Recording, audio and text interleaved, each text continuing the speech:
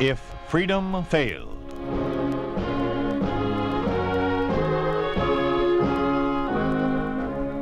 We'd like to take you on a visit to a town that doesn't exist, a town we call Springfield, USA. We'd like to show you how things would be in any American town if communism took over. This is the story of the enslavement of a group of labor unions and of the way in which this was done. The title, The Union Killer.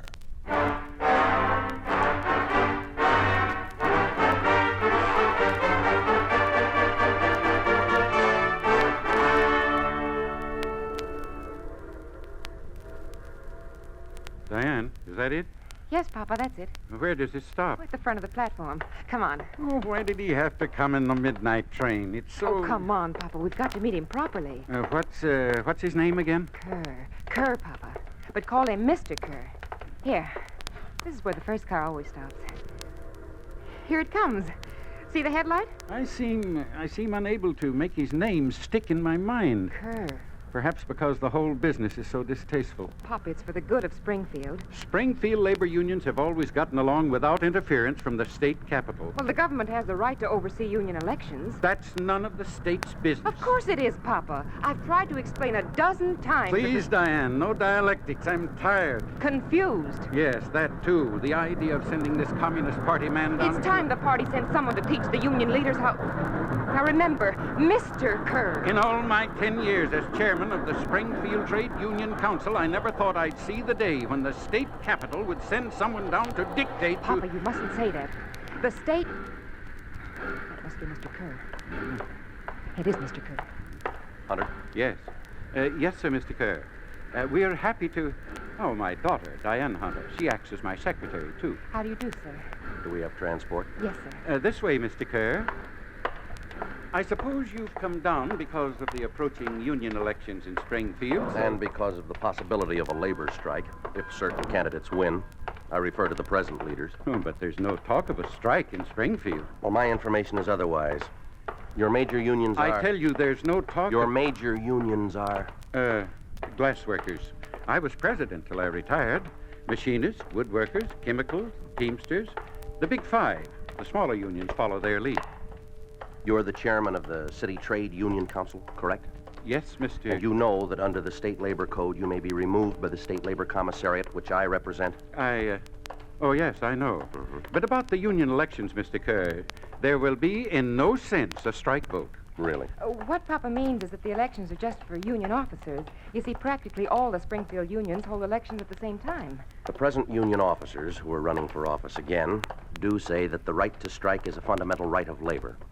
Correct? Yes, but They do say so, correct? Yes, sir, they do. This is our car, sir. When are the elections to be held? Nomination meetings are in 3 weeks. And elections the following week. But they're only ordinary union elections. The situation is clear. There must be no election of officers who are not responsive to the production plan of the Communist Party. But free local union elections are fundamental. Hunter, what percentage of your local industry is government-owned here? Oh, about 85%. Have you ever heard of the 5-year plan? Why, of course. And remember it. We in Soviet America live, eat, and breathe by that plan. Of course. All industry must function to fulfill that plan. It is sabotage to endanger the plan. Correct, Miss Hunter. And to strike is sabotage. But surely, I will require an office. There's one next to Papa's in the Union Hall. And a secretary. Oh, our budget I'll be is... glad to act as your... Very good, Miss Hunter. I'll be there at 9. And Hunter, I want you to stay as close to your office during the next 4 weeks as you can. There's work to be done. Trade union work.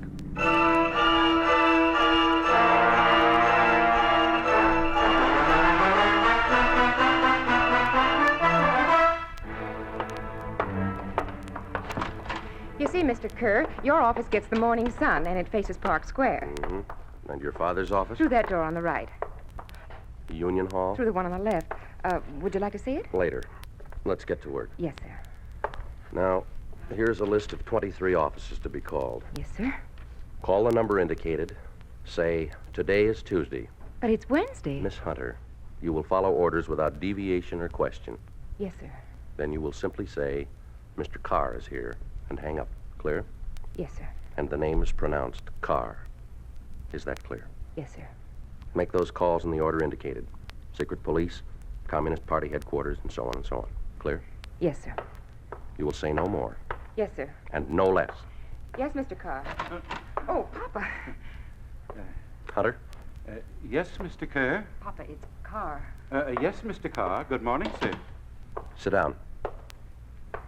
I have a few questions. First, the bylaws of the Big Five unions all provide for secret elections. Hunter, I'm asking you a question. Oh, sorry, sir. Sorry. I didn't realize you were asking. Do they? Yes, secret ballots. Like ordinary municipal and state elections. And the vote on nominations? Is open, sir. Both nominating speeches and the vote. The vote is by a show of hands. But, Mr. Carr, I don't think Springfield will spoil its strike record. Now then, what are the reasons for the labor unrest here in Springfield? I hoped we'd get down to cases, Mr. Carr. Now, understand, there's no talk of a strike, but the unions have tried to bargain in good faith with the plant managers and have gotten nowhere. Speed up is killing the men's health. The hours are being stretched without overtime pay. The men are being punished for absenteeism as though staying away from work was a common crime. It is. I beg your pardon? Do I have to repeat my lecture of last night? Just because Springfield has met its production quotas in the past is no reason to think that they'll be allowed to fall behind now. We are producing more Will now you than... old line labor men never learn that wages and hours are no longer the measure of correct working conditions? Correct? Don't I make myself clear? But how are we to judge working conditions except by wages and hours and the treatment that the worker gets from the plant manager? All right. Let me repeat. The function of a trade union is to aid the Communist Party to carry out the plan of production under such hours and such wages and such working conditions and such punishments as may be necessary to secure the fulfillment of the plan. But how can I conscientiously... Hunter, what is your salary as chairman of the Trade Union Council? Well, it's only... Yes, and when's your term up? In 2 years. Provided you are not removed by the State Labor Commissariat. Yes, that's correct, according to the State Labor Code. You will make yourself available to me at all times. Yes, sir. At all times. Yes, sir. Today is Tuesday. Mr. Carr is here. That was the last call, sir. Miss Hunter, I was surprised to learn that your father is not a party member. Oh, yes, sir. I'm sorry.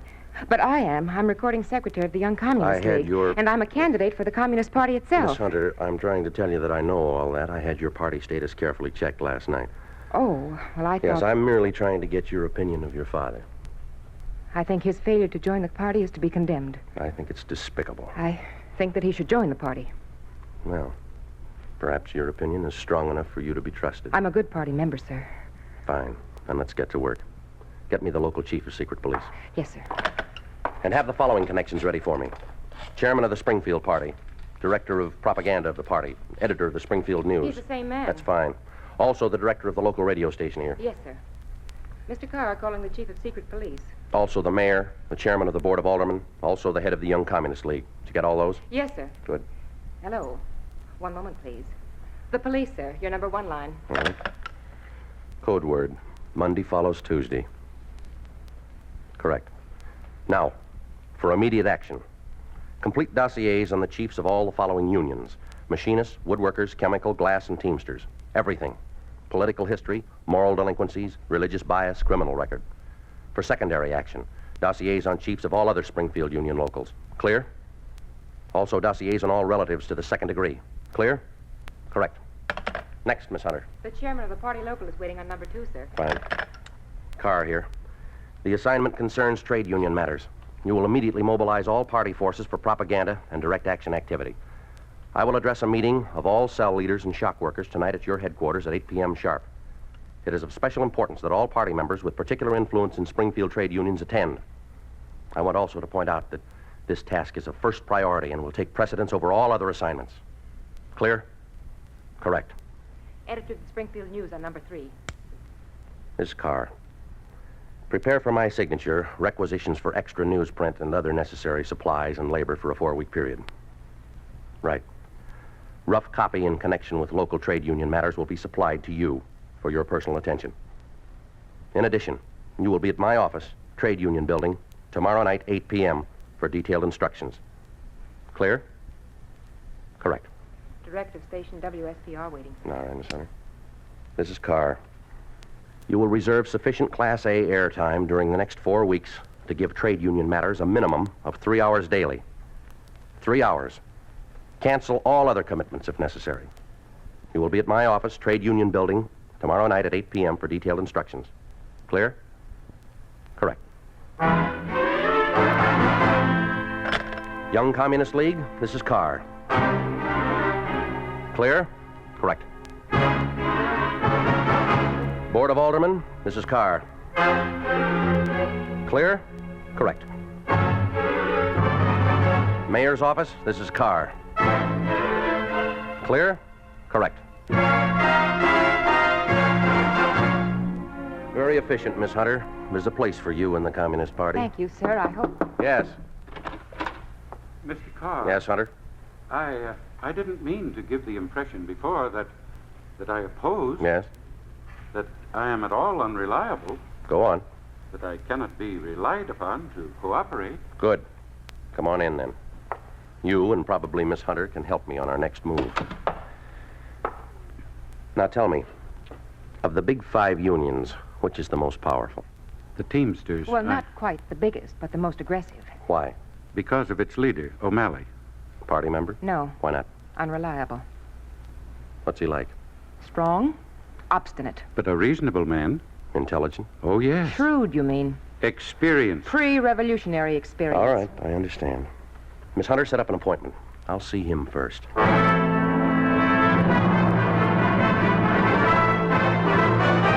After all, O'Malley, I'm only proposing a procedure that's common throughout the country. It's not common to Springfield, never has been. I hope never will be. Well, what's your objection to open voting at union elections? It's not secret. Now, let's get to the point, shall we? That is the point. A man's entitled to keep his vote to himself. Pre-revolutionary theory. Well, so far as I'm concerned, the coming elections are going to be secret. That's the American tradition. All right. Let's take the American tradition. What's happened to the tradition of speaking your mind, of letting the world know where you stand, of saying your piece out loud? What's the difference between talking straight out in the open and voting straight out in the open? The difference is that if the membership of my union votes in the open, they lay themselves open to retaliation. No, you misunderstand me, O'Malley. As a representative of the Labor Commissariat, I'm the last one to want to see that happen. My only interest is to avoid any strike which will endanger production. Production's the thing that concerns me. And working conditions concern me. Well, I suggest open voting only because you want to win better conditions from the plant managers. Show them your labor solidarity openly. Don't you realize what a voice vote means at a mass rally and what it can do to persuade the managers that labor's just demands ought to be satisfied? It will be an open, fearless demonstration of strength by open vote. The answer is still no. You'll change your mind. I'm sure I won't. I'm sure you will.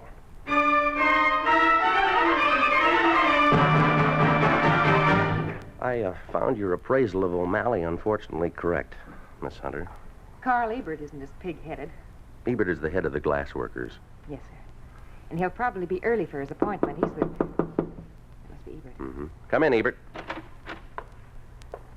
Mr. Carr? Yes, sir. Well, Ebert, come in, sit down. Thank you. Thank you. Miss Hunter, make a record of our conversation. Yes, sir. Huh? Oh, just for the record, Ebert, nothing official. Say, by the way, have you been in touch with O'Malley since last week when I saw him? Yes. Yes, of course. Well, then you know generally what I want to talk about here. Let me state my position in case Mr. O'Malley didn't make it clear. Now, my only job is to avert the possibility of any strikes in Springfield. Now, that'd be bad for your union and for our production plan, wouldn't it?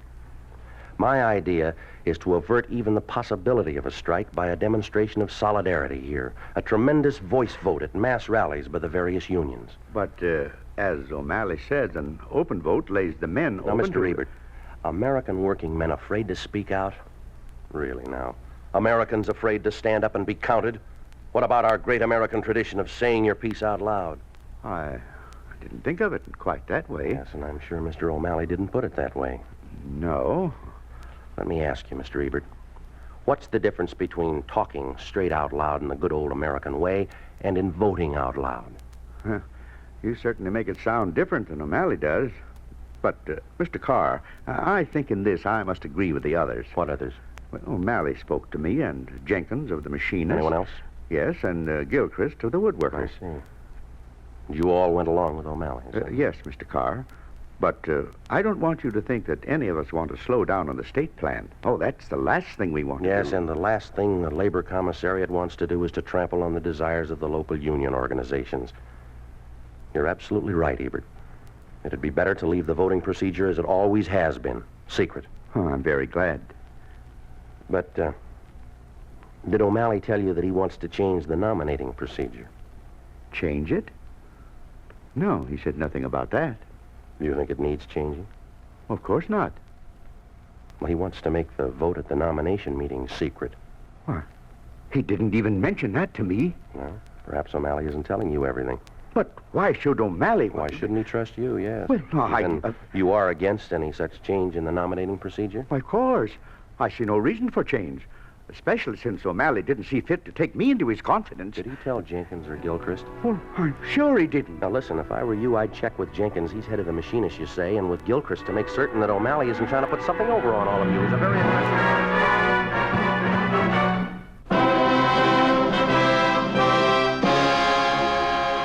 You are listening to The Union Killer, a story of the way things could be if communism took over.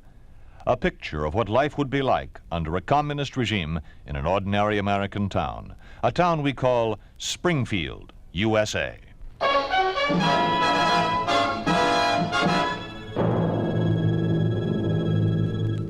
The chairman of the Young Communist League on the line, Mr. Carr. Fine. This is Carr. I've been here 2 weeks, and I've not seen any action worthy of the Young Communist League from you. You are the Young Communist League, aren't you?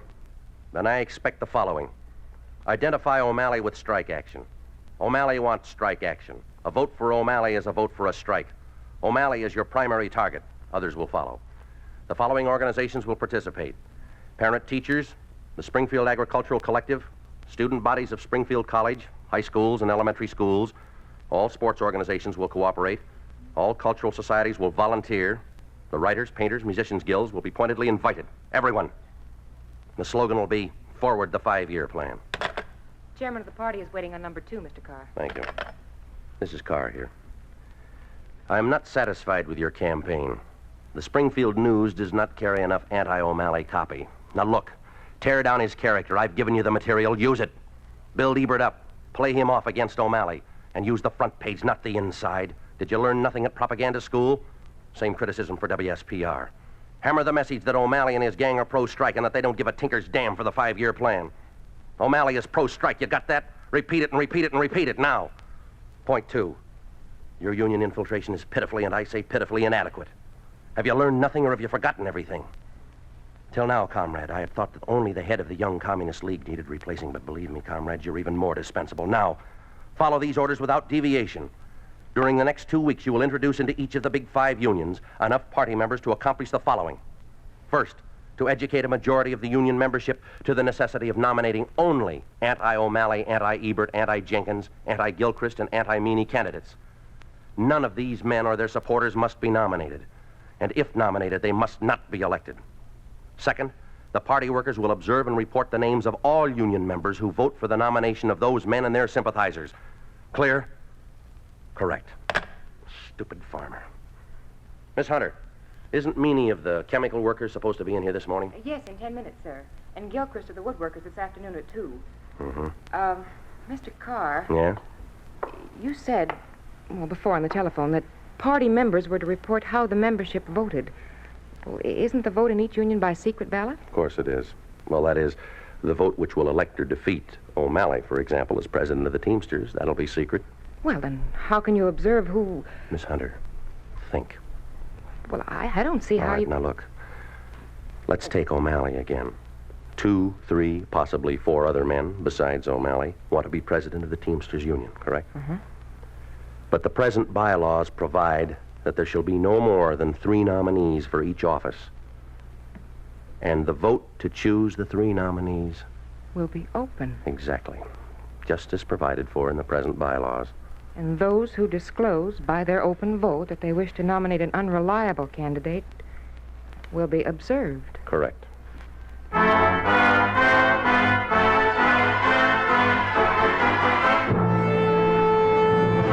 And besides your wife, Gilchrist? Well, 3 children, Mr. Carr. They're 2 boys and a girl. Oh, really? How old? Well, the boys are almost ready for college.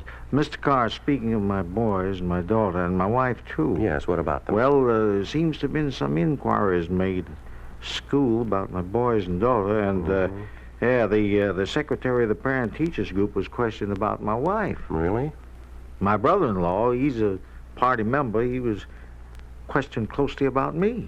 Well, come on, what's the point, Gilchrist? What's the point? Well, sir, that's never happened before, and I well, thought perhaps that... this is just an inquiry concerning your credit, Oh, huh? no. This is different. The questions are unusual, you know. They're my personal history, political, religious, my family, and my wife's, too. Is that so? Mr. Carr, has this inquiry got anything to do with the strike situation? Yes. But Gilchrist, get this through your head. The leadership of the Soviet state is the responsibility of the Communist Party. The Communist Party leads the masses by means of transmission belts. One transmission belt is the trade union, and you, as the head of the woodworkers, will either carry out the orders of the Communist Party or you'll be through. Clear? With my family. Correct. With O'Malley, and Ebert, and Jenkins and Meany.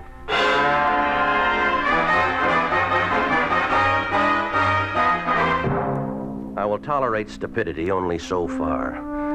Tell me, what kind of men do you use for investigators? Morons, idiots, imbeciles? Or perhaps you delude yourself that you are the director of propaganda and not the chief of secret police? Is an investigation a publicity campaign? Must the whole city know who, when, where, and how you are and what you do? Must the very person under investigation be informed of your every question?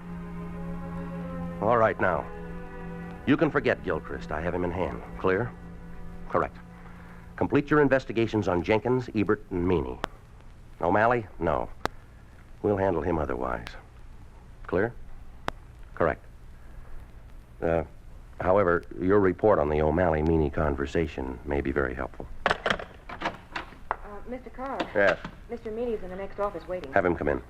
Jenkins and Ebert are with him, and O'Malley, too. I didn't ask them. Well, they're here. All right. Tell them to come in. Go in, please.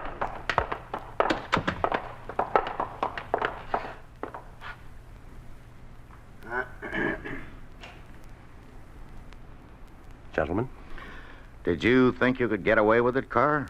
what's that, O'Malley? With misrepresenting our last conversation? Well, how do you mean? Saying that I want a secret vote on nomination? Well, didn't you say that you... You know I never mentioned it. That is a lie. A lie made to deceive and to double-cross. Who? You? No, your friends, Ebert here, Jenkins, too. Well, that's the real lie. Is it? Yes, it is. Well, now, let's just test who's lying. Tell us, where did you spend last Well, Tuesday evening? What's that got? Do you prefer not to answer? Well, not at all. Well, come on, then. Well, You were with me, O'Malley. So you're with Meany. Where? Well, yes, that's right. At his office in the Chemical Workers Building. What did you discuss with him? Well, what we would do if and when a strike would ever become necessary. Nothing else, huh? O'Malley, you did suggest the idea of a secret vote at the nomination meeting. So you have discussed Well, it. then not with you, as you told Ebert. No, huh? Well, why didn't you? Well, it didn't occur to me then. And not with Ebert either? Well, I was going And not to. with Jenkins either? Well, I was going to discuss it with everyone. But you didn't with me, did you? Why lie about it, O'Malley? Well, I didn't. O'Malley, why with Meany and not with me? After all, I am the senior union leader in Springfield. My union was the first. I have a Well, right now, to... Ebert, What's the difference? What I want to know is why there's something to do about a secret vote for nominations. We've never done it that way. I'm against it, especially on such short Well, now notice. you don't understand, Ebert. Why? Haven't I enough experience as a union Well, leader? that's not what I mean. Well, then what do you mean? Well, Ebert Jenkins, don't you see why a secret vote in the election is not enough? The nomination vote has to be secret, too, so that the men can nominate without fear of retaliation. I'm not convinced that there ought to be any change in our established procedure, O'Malley. Me neither. Then you, too, have noticed the spontaneous demonstrations all over the city, huh? Gentlemen, I think that your general population is more politically advanced than some of your labor leaders here. Mr. Carr's been a very busy man since he arrived. We cannot afford to fly against popular opinion. Well, I know one thing. That working conditions have broken down to the point where something has to be done. The managers won't bargain.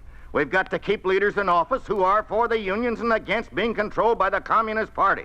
Furthermore, in order to protect the men, the nomination vote has to be secret. And what's more, I don't believe that the so-called spontaneous demonstrations in favor of the 5-year plan mean that the people of the city won't be sympathetic with our wage and our demands. Well, now, Sit down, Hunter. Gilchrist, I'm glad you came. O'Malley, I'm not too sure that changing procedures for the best at this time. Speaking as chairman of the Trade Union Council, I think that we ought to consider our actions very carefully. Hunter, you weren't talking like that a month ago. What do you mean? Nor you, Gilchrist. I've got a right to change my mind. Yes, and you've also got an obligation to your union membership. And I mean all of you. You can't say that I don't always act in accordance. Since when do you have the right to say that You're I a can't? troublemaker, O'Malley. You want to rule the roost. As I see chairman no of the reason Trade at all. Union Council, I call this meeting to This order. is my meeting, and I am going to order. Miss Hunter, would you read that back, please? Yes, sir. For the personal attention of the State Commissar of Labor, on the basis of my observation at Springfield and other cities, I suggest that the secret union ballot be preserved for propaganda effect. Right. Now add this. Yes, sir. However, the state labor code should be amended to provide that all voting for nominees who aspire to union office shall be by open voting. By this method, we will be able to observe those who desire the nomination of undesirable candidates and to discipline union members where need be. Come in. Oh, right on time. Come in. Miss Hunter, would you step into your father's office for a few minutes? I'll call you when I need you. Yes, sir. Now, regarding tomorrow's elections, are your police ready? O'Malley will be removed tonight. Correct. Party observers will be present in sufficient numbers to observe all union voters and will report to me on all pro-O'Malley voters. Correct. Very good. But, Mr. Carr, in the event that Meany of the chemical workers, he's strong for O'Malley, and if he takes over O'Malley's leadership and carries the nominations and then swings the elections against us, what then? Don't worry about that. If persuasion fails, there's always the gun.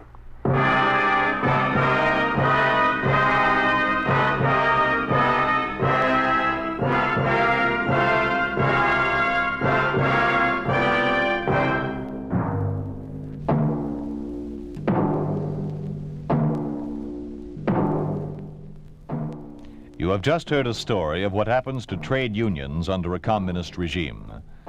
You think this could not happen? It did happen in Russia, where according to the bylaws of the trade unions of the USSR, quote, Soviet trade unions shall conduct all their work under the direction of the Communist Party. It did happen in Poland, where the Communist Party liquidated such democratic trade union leaders as Henryk Ehrlich, Viktor Alter, and Katsima Putzak. It did happen in Romania, where by virtue of law number 52, labor organizations can no longer negotiate labor contracts. This is done for them by federations and Confederation of Labor, a body controlled by the Communist Party. It did happen in Hungary, where by paragraph 45 of the penal law, a person who has not a definite occupation in his hometown must serve at forced labor at a place to be determined by the authorities.